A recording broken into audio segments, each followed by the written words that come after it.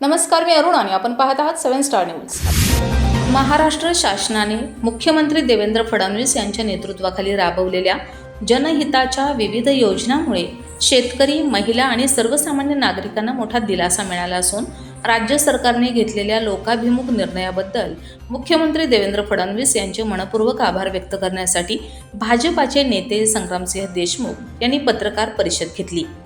यावेळी बोलताना संग्रामसिंह देशमुख म्हणाले की संपूर्ण जगाचा पोशिंदा असणाऱ्या राज्यातील बळीराजाला आर्थिक संकटातून बाहेर काढण्यासाठी आणि त्यांच्या डोक्यावरील कर्जाचा व वीज बिलांचा बोजा कमी करण्यासाठी राज्य सरकारने शेतकऱ्यांसाठी कर्जमाफीसारखा महत्त्वपूर्ण निर्णय घेतला। वाढत्या आर्थिक अडचणीच्या काळात हा निर्णय शेतकऱ्यांसाठी मोठा आधार ठरलाय।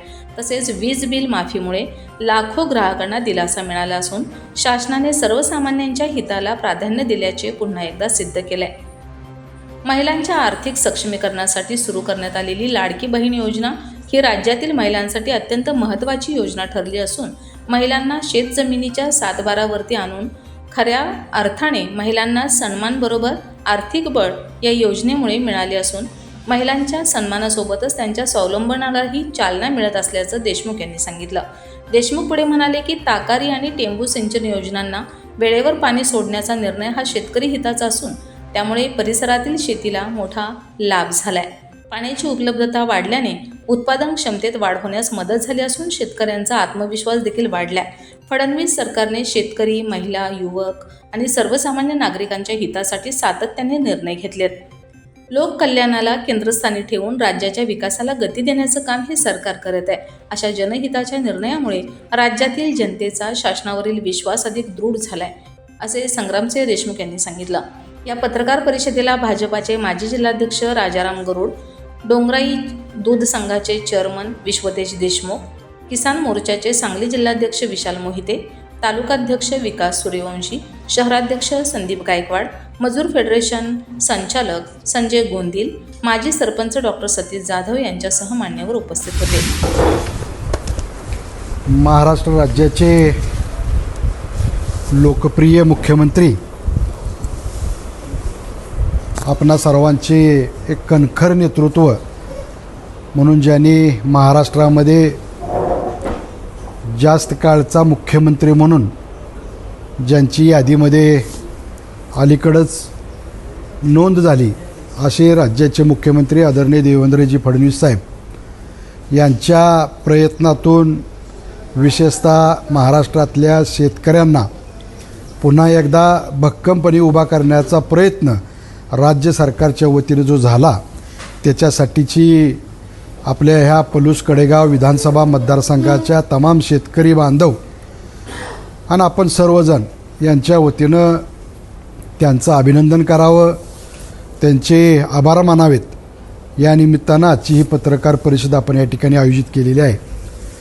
आपण सर्व विविध माध्यमाचे पत्रकार महोदय, इलेक्ट्रॉनिक मीडियाचे पत्रकार महोदय, आपणा सर्वांचं ह्या पत्रकार परिषदेच्या निमित्तानं मी या ठिकाणी प्रथमतः आपलं स्वागत करतो।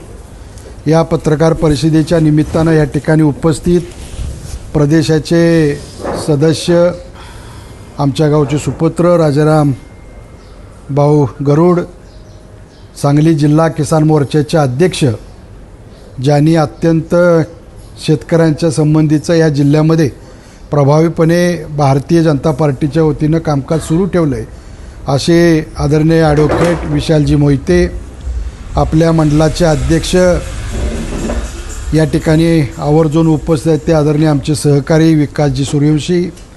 या पत्रकार परिषदेच्या निमित्तानं पोलीसचे आमचे बंधुतुल्य सहकारी, सांगली जिल्हा मजूर फेडरेशनचे संचालक आदरणीय संजय गोंदिल साहेब, डॉक्टर आमचे जाधव डॉक्टर सासपडचे उपस्थित। या निमित्तानं आपल्या शहराचे अध्यक्ष आदरणीय दादासाहेब, या निमित्तानं आपण जे सर्वजण उपस्थित राहिलात त्याबद्दल आपणा सर्वांचं या ठिकाणी मी स्वागत करतो। आणि पत्रकार परिषदेला सुरुवात करण्यापूर्वी मी माझी स्वतःची ओळख या ठिकाणी करून घेतो, एवढ्यासाठी की या ठिकाणी बरेच नवीन पत्रकार महोदय चेहरे या ठिकाणी दिसत आहेत।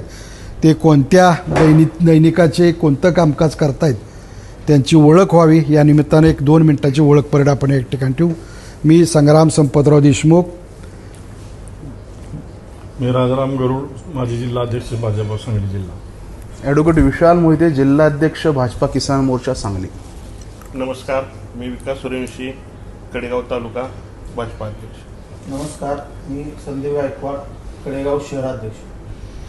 नमस्कार, मी संजय गोंदील, पोलूस, सांगली जिल्हा मजूर फेडरेशन संचालक. आता पत्रकारांनी सांगा कोण कुठल्या पेपरला आहे. आता जुन्यातले हे 2 राज्याचे मुख्यमंत्री आदरणीय देवेंद्रजी फडणवीस साहेब, राज्याचे उपमुख्यमंत्री आदरणीय एकनाथजी शिंदे साहेब, उपमुख्यमंत्री आदरणीय वहिनी साहेब आणि राज्याचं सर्व मंत्रीगण, राज्य सरकारनं शेतकऱ्याच्या संबंधीचा जो निर्णय घेतला त्याच्या संबंधी मी सुरुवातीलाच या ठिकाणी त्यांचं अभिनंदन करतो. आणि हे सगळं करत असताना आज विशेषतः पत्रकार परिषद आपण एवढ्यासाठी या ठिकाणी आयोजित केलेली आहे की इतके वर्ष ज्याला आपण बळीराजा म्हणतो, पोशिंदा म्हणतो, ज्याच्यामुळं ह्या देशाची खऱ्या अर्थानं आर्थिक प्रगती झाली, असा सगळ्यात महत्त्वाचा घटक कुठला असेल तो शेतकरी बांधव आहे. आणि या शेतकरी बांधवाला महाराष्ट्र राज्य सरकारनं उभा करत असताना नुसत्या घोषणा न करता त्याची अंमलबजावणी करण्याचा प्रयत्न या ठिकाणी झालेला आहे. बरेच वर्ष कर्जमाफीच्या माध्यमातून शेतकऱ्यांना मदत व्हावी, आर्थिक अडचणीतनं शेतकरी बाहेर पडावा, याच्यासाठी बरेचदा सरकार प्रयत्न करत होतं. पण आज मला या निमित्तानं सांगायला अभिमान वाटतो की ज्याचं आपण दैवत म्हणून ज्यांच्याकडे आपण पाहतो अशा अहिल्या देवींच्या नावानं कर्जमाफी योजना ह्या महाराष्ट्रामध्ये राबवली गेली. आज कर्जमाफी याची घोषणा झाली का, तर घोषणा न होता आजही कडेगाव तालुक्यातल्या काही शेतकऱ्यांच्या खात्यावरती कर्जमाफीची रक्कम जमा होताना आपण पाहतोय.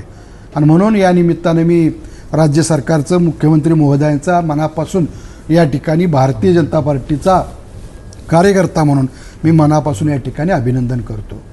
विशेषतः शेतकऱ्याला उभा करण्याच्यासाठी काय करण्याची आवश्यकता आहे. कर्जमाफी झाली म्हणजे शेतकरी उभा राहतो का, तर असा प्रश्न नाही. म्हणून शेतकऱ्याला 7.5 HP पर्यंतच्या वीज माफीचा निर्णय राज्य सरकारनं ह्याच्याच पूर्वी घेतला. हा निर्णय घेऊनसुद्धा काही शेतकऱ्यांची मूळची थकबाकी अजूनही खात्यावर होती, आपल्याला नोटिसा येत होत्या. अशा परिस्थितीमध्ये कालच मुख्यमंत्री महोदयानं राज्य सरकारनं या ठिकाणी 7.5 HP पर्यंतची थकबाकी माफ करून शेतकऱ्यांना उभा करण्याचा प्रयत्न या ठिकाणी खूप मोठ्या प्रमाणावरती केला आहे. आणि म्हणून हे शेतकऱ्यांचं सरकार आहे. या शेतकऱ्याने निर्माण केलेला जो काय माल आहे त्याला बाजारपेठेमध्ये हमी भाव मिळाला पाहिजे, याच्यासाठी राज्य सरकार जाणीवपूर्वक प्रयत्न करतं आहे. पण केंद्र सरकारही या ठिकाणी प्रयत्न करताना आपण अनुभवतो आहे.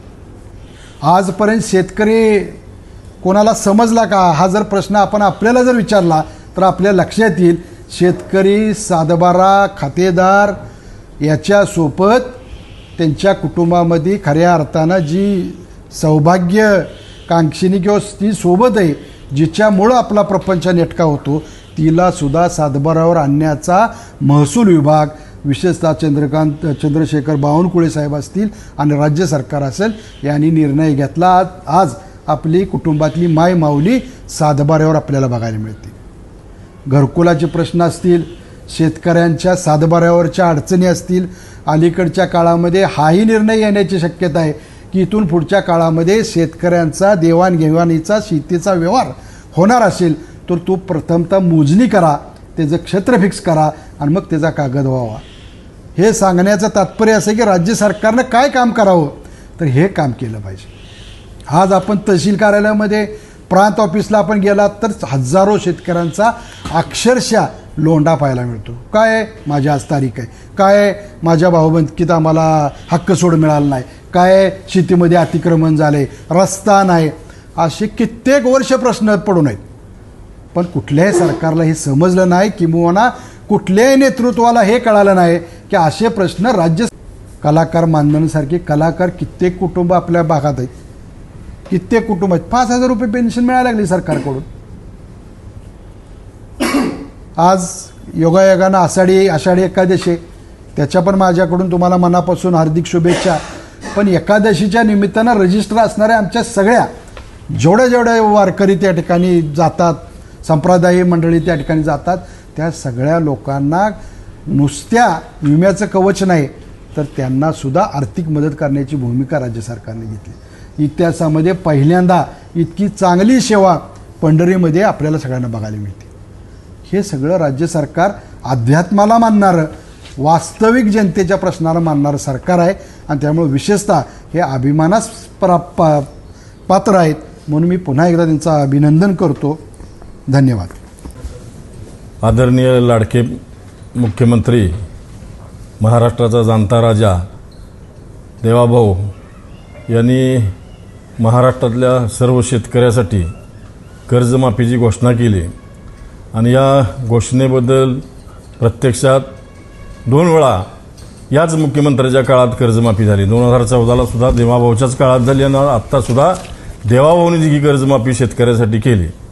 जे पूर्वी आम्हाला हिनवायचे की यांना शेतातलं काय कळत नाही, भुईमुगाला शेंगा खाली लागतात का वर लागतात, ही पेशवाई आली, ब्राह्मण आहेत, असे जे लोक आम्हाला हिनवायचे त्यांना शेतातलं काय कळतंय ना, या 2 वेळच्या कर्जमुक्तीतून देवाभाऊने कृतीतनं दाखवून दिलेलं आहे.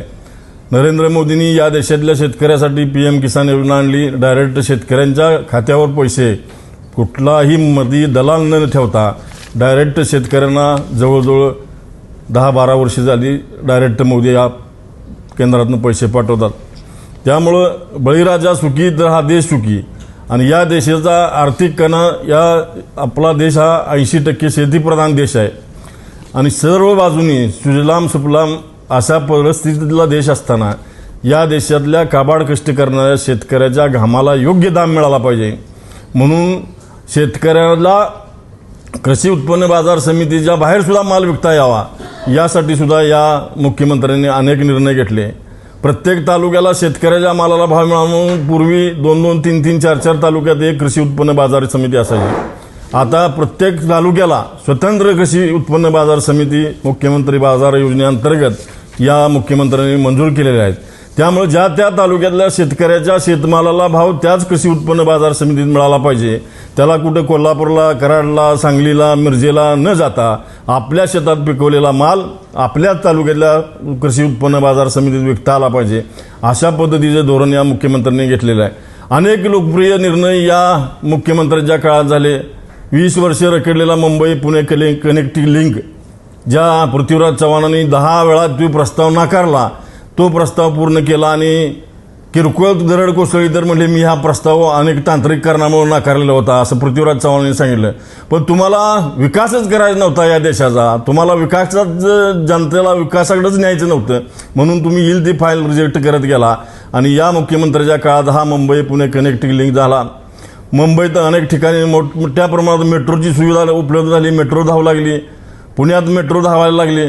अनेक या केंद्र सरकारनं असू दे, राज्य सरकारनं असू दे, अनेक शेतकऱ्यांच्या शेतमालाला इथला माल मुंबईत गेला पाहिजे, दिल्लीत गेला पाहिजे यासाठी अनेक ठिकाणी रस्ते चांगले केले.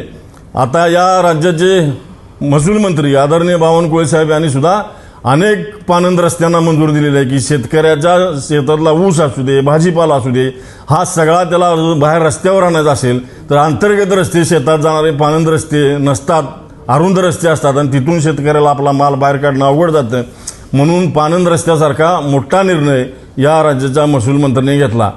ताकारी, टेंबू, म्हैसाळ या योजनेची आवर्तनं पूर्वी 10-10 वेळा मोर्चे काढायला लागायचे, आंदोलन करायला लागायचे, पण आता या सरकारच्या काळात दर 3 महिन्यानं एक आवर्तन तरी सुटते आणि म्हणून या भागातला शेतकरी या पाक, सांगोला, जत, आटपाडी, खानापूरपर्यंत या ताकारी, म्हैसाळ, टेंबूच्या पाण्यामुळं शेतकरी इथला शेती सुजलाम सुफलाम झालेली आहे आणि शेतकऱ्याच्या खिशात 4 पैसे उत्पन्न यायला लागलं. ही या सरकारची कामगिरी आहे.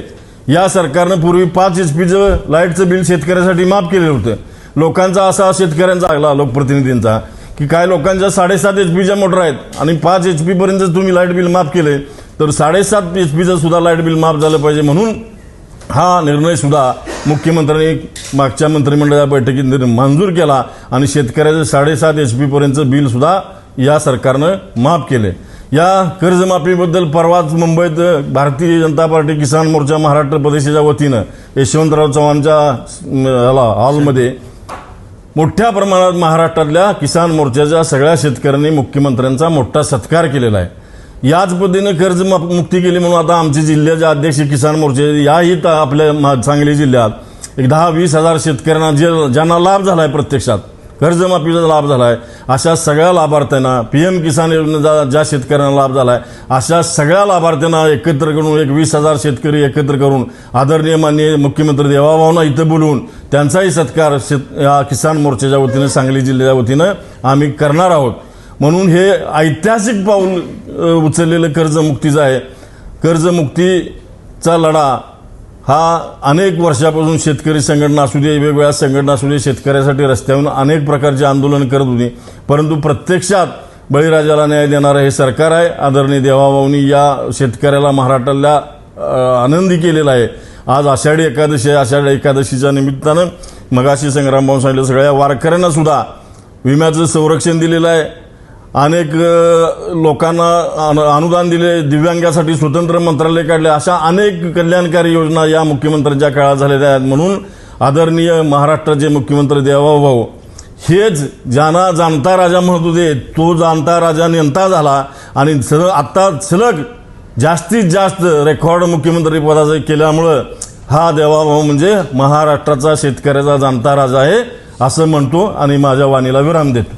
Bureau report 7 star news.